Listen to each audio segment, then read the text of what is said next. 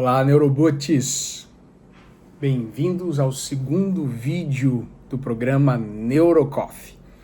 Para quem ainda não me conhece, meu nome é Paulo Pereira, eu sou casado com a Ataia, sou pai do Paulo Miguel e da Alice Samay. A Alice é uma criança dentro do espectro autista. Eu tive ao longo da minha vida muitos contatos com a neurodivergência, sou neurodivergente também em certo aspecto. E tem uma palavra voltada para esse público, mas não só para esse público. Uma palavra que eu acredito que seja voltada para cada um de nós. Então eu te convido a fazer parte desse momento conosco e meditar nessa palavra.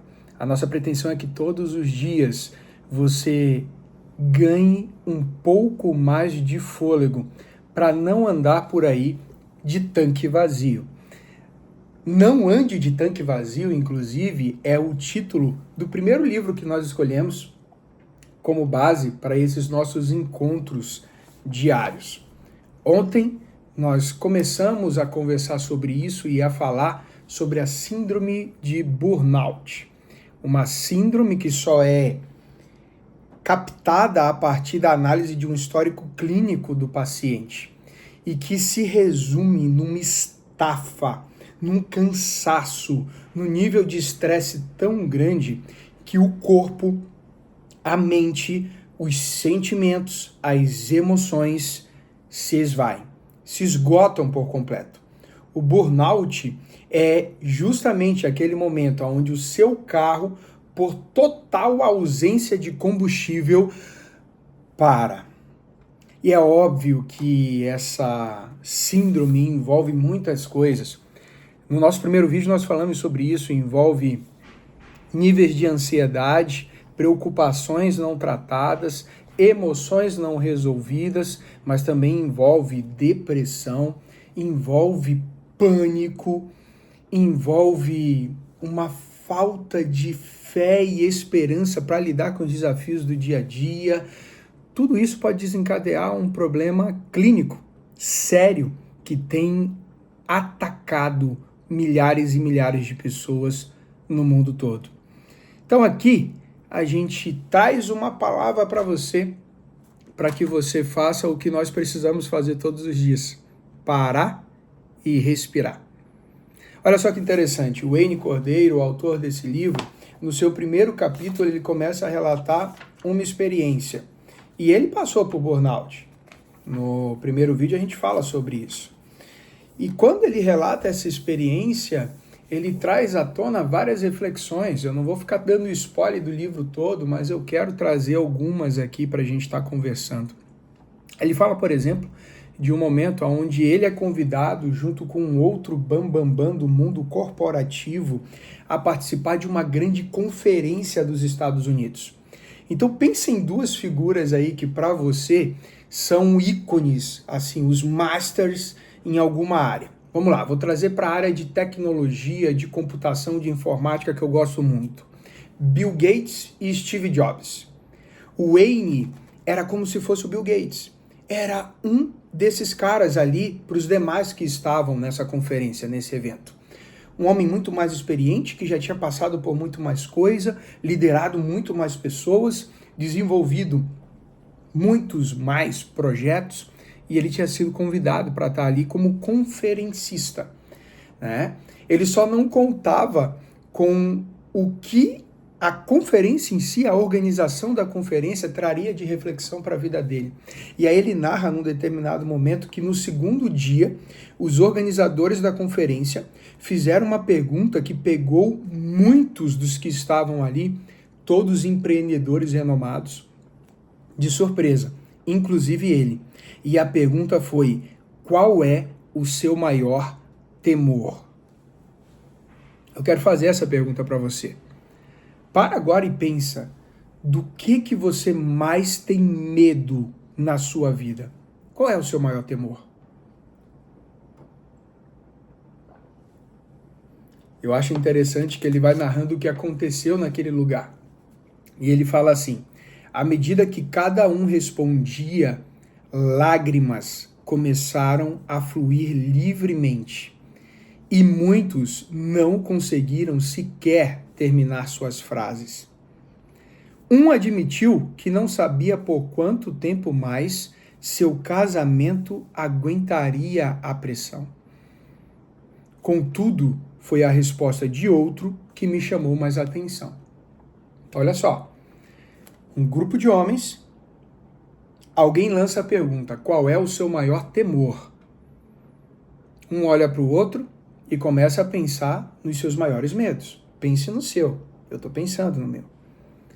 E aí o Wayne narra que eles começaram a compartilhar, cada um segundo a sua pessoa, a sua filosofia, o seu momento, qual era o seu maior medo. E em um ambiente onde lágrimas começaram a correr, um olha e diz: eu não sei por quanto tempo mais o meu casamento aguenta a pressão. E essa não foi a resposta mais surpreendente que o Wayne ouviu. A mais surpreendente foi a outra, onde alguém disse: simplesmente não quero que meus filhos cresçam odiando a Deus por minha causa. Qual que é o seu maior temor?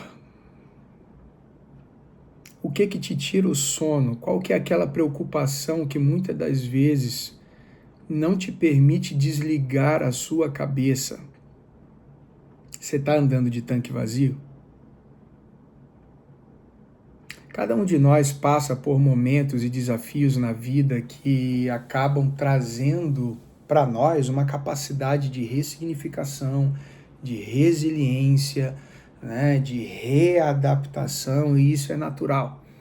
Mas nós também temos dentro de nós uma pilha, uma bateria que vai se esgotando com o tempo. E talvez você esteja exatamente nesse momento onde a sua bateria está quase zerando. O tanque está quase ficando vazio. E esse temor exacerbado que você tem de alguma coisa é algo que está ali puxando ainda mais essa energia para baixo. A gente precisa trabalhar isso na nossa mente. Nós precisamos trabalhar esses temores. Eu acho interessante que ele traz aqui algumas citações. E essas citações também falaram comigo. A primeira é de um cara chamado Phelps, que diz o seguinte: é no silencioso cadinho de seus sofrimentos, pessoais e particulares, que nascem seus sonhos mais nobres, e onde os maiores dons de Deus são concedidos em compensação por aquilo que você tem passado. É verdadeira essa frase, mas também bem filosófica, né? Quando a gente passa pelos momentos mais difíceis da nossa vida, é que Deus nos entrega os nossos maiores sonhos. Você concorda com isso? Ontem eu conversei, eu ia dizer que eu conheci, mas na verdade foi só via WhatsApp, mas conversei com ele, um senhor que fundou no estado do Amapá uma ONG intitulada Carlos Daniel. O que é a ONG Carlos Daniel? É uma ONG que há cerca de 10 anos trabalha no estado do Amapá, auxiliando famílias e crianças em tratamento oncológico a buscarem ajuda fora do estado do Amapá, porque no Amapá nós não temos estrutura sequer para fechamento de diagnóstico. Como foi que a ONG Carlos Daniel surgiu? O pai do Carlos Daniel, que é o titular da ONG, lutou por muito tempo pela vida do seu filho, o Carlos Daniel, que infelizmente faleceu diante do câncer. Esse pai teve a força, a resiliência suficiente e necessária para continuar a lutar. E hoje já fazem cerca de 10 anos que essa ONG existe, ajudando outras crianças a não passarem pelo que o filho dele passou. Foi assim que surgiu o sonho, o desejo, o combustível, a motivação no coração desse pai. Agora, quantos de nós queremos precisar passar por isso para vivenciar esse grande sonho? Aí o Wayne nos traz uma outra frase da Madre Teresa, conhecidíssima pelo exemplo de compaixão, devoção, empatia que exerceu, pelos pensamentos assertivos. E olha só o que ela coloca para nós. Sei que Deus não me dará algo de que eu não possa cuidar. Só gostaria que ele não tivesse confiado tanto a mim. Será que isso também não é uma realidade na sua vida? Nós que somos pais de crianças excepcionais, a gente tem duas brigas na nossa mente, né? Que é a questão do romantismo. Deus me deu, é porque eu sou capaz, né? Então ele vai dar forças, eu vou suportar, meu filho é uma bênção, né? E vai ser feliz e tudo, que não está errado, tudo isso é verdade, mas não é só isso. E convivemos também além do romantismo que cerca essas dificuldades que envolvem as questões de saúde das nossas crianças com a frustração. Onde nós ficamos, se o meu filho pudesse fazer o que o filhinho da fulana faz, se ele pudesse se comportar daquela forma, se ele pudesse se alimentar daquele jeito, se ele pudesse ter uma noite tranquila de sono como eu tenho, e a gente fica com isso aqui. E a Madre Teresa resume isso, né? Ela fala, Deus não vai me dar algo que eu não possa cuidar, isso é um fato, ele não dá. Mas nós não queremos que Deus nos dê alguns fardos.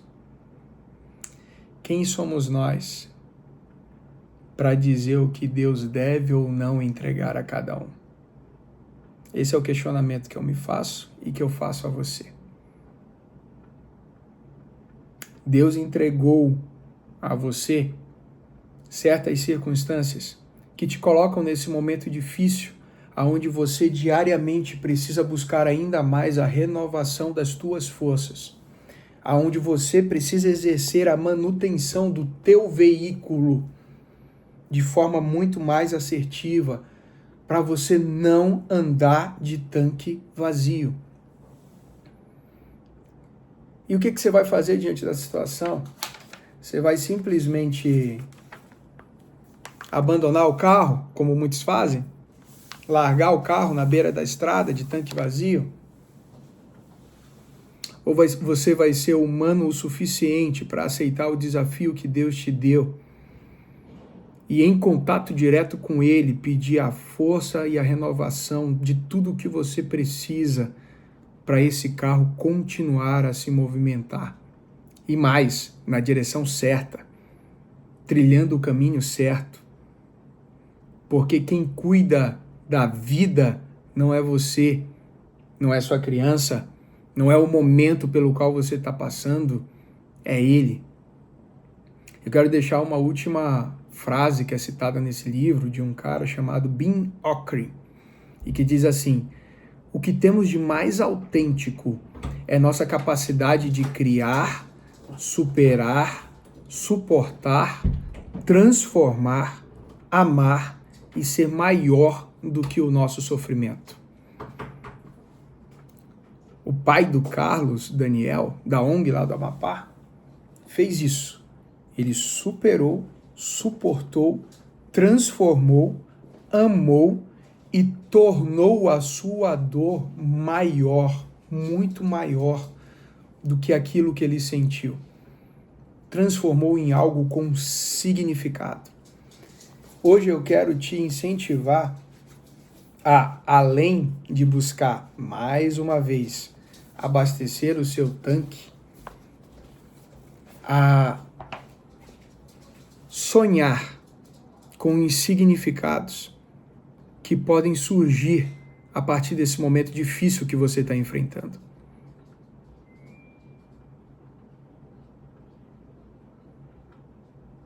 Eu quero que você entenda que existe um propósito para todas as coisas debaixo dos céus.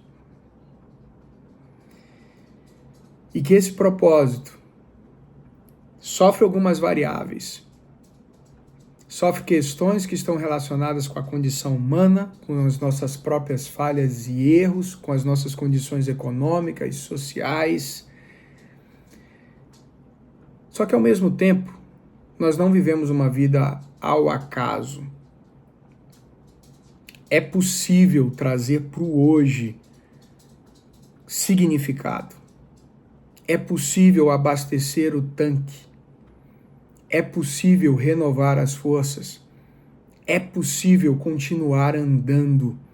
É possível continuar lutando. E eu quero finalizar lendo um trecho desse livro milenar de sabedoria, que é a Palavra de Deus, que está lá em Filipenses 4. É uma exortação diferente de talvez todas as exortações que você já recebeu. E diz assim: alegrem-se sempre no Senhor. Novamente direi, alegrem-se. Aqui, Paulo está dizendo para você se alegrar sempre, não interessa o que você está passando. E aí ele continua nos próximos versículos. Seja a amabilidade de vocês conhecida por todos. Perto está o Senhor. Não andem ansiosos por coisa alguma, mas em tudo, pela oração e súplicas, e com a ação de graças, apresentem seus pedidos a Deus. E a paz de Deus, que excede todo entendimento, guardará o coração e a mente de vocês em Cristo Jesus. Finalmente, irmãos, tudo que for verdadeiro, tudo que for nobre, tudo que for correto, tudo que for puro, tudo que for amável, tudo que for de boa fama, se houver algo de excelente ou digno de louvor, pensem nessas coisas. Ponham em prática tudo o que vocês aprenderam, receberam, ouviram e viram de mim, e o Deus da paz estará com vocês. Eu não sou coach para dizer como é que você tem que fazer para resolver as suas vidas, os seus problemas,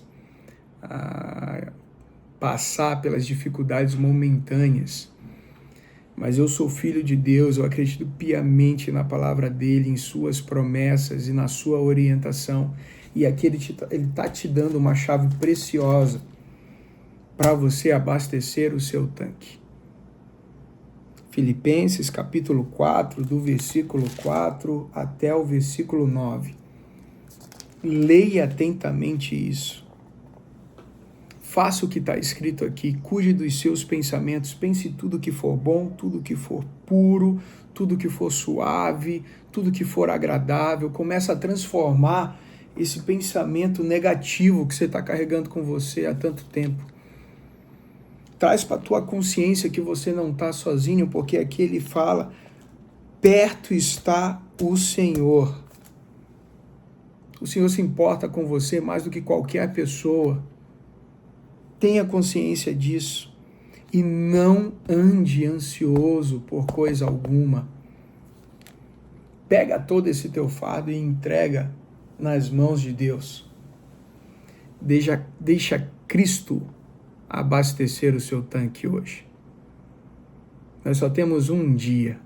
Nós não sabemos se será o último. Então hoje, tenha o seu tanque renovado.